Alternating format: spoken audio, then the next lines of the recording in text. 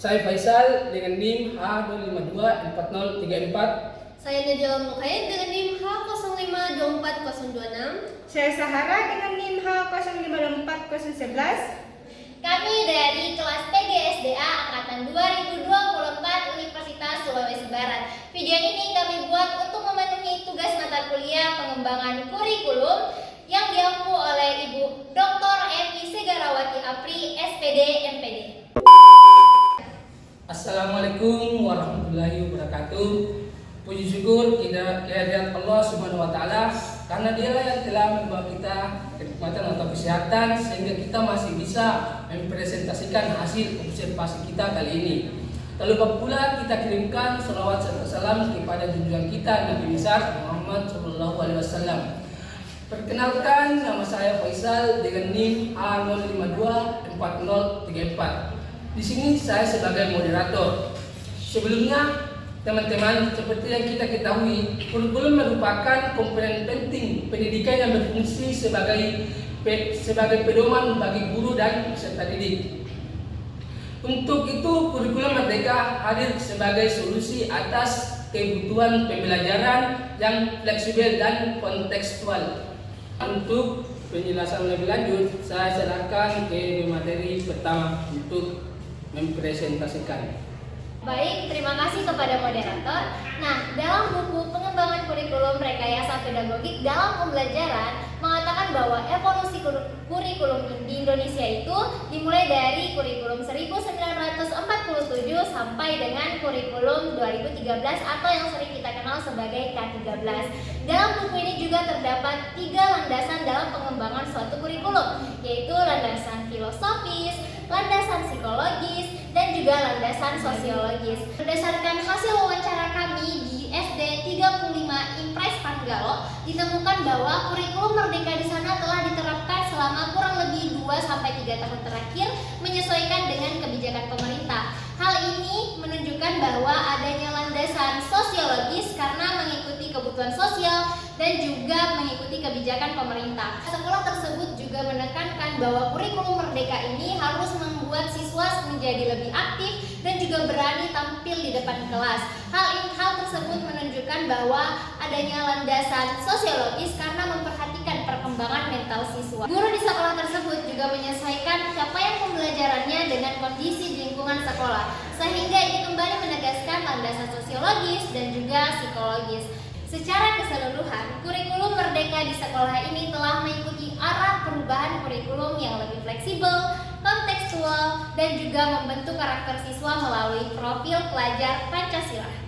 Baik, itulah tadi dari penjelasan pemateri pertama. Selanjutnya saya akan serahkan ke pemateri kedua. Terima kasih kepada moderator. Kali ini saya akan menjelaskan tentang implementasi kurikulum di SD 3 Impres Panggalo. Pertama, di sekolah tersebut kurikulum Merdeka sudah diterapkan 2-3 tahun. Pelaksananya berfokus pada penyusunan capaian pembelajaran, alur tujuan pembelajaran, dan modul ajar. Kedua, pada awal penerapan, guru memang sempat mengalami kesulitan dalam memahami dan menyusun CP, ATP, dan modul ajar. Namun hal itu bisa diatasi karena guru di sana saling membantu dalam pembuatan dan saling bertanya. Selain itu, sudah ada salah satu guru yang mengikuti pelatihan, yaitu mata pelajaran muatan lokal bahasa Mandar. Ketiga, dukungan kepala sekolah sangat luar biasa. Beliau selalu mendorong guru untuk terus berinovasi, misalnya dengan menggunakan media video dan gambar supaya pembelajarannya lebih menarik dan mudah dipahami. Itu saja, saya kembalikan ke moderator. Baik, itulah tadi penjelasan dari pemateri kedua. Selanjutnya saya akan serahkan ke pemateri ketiga.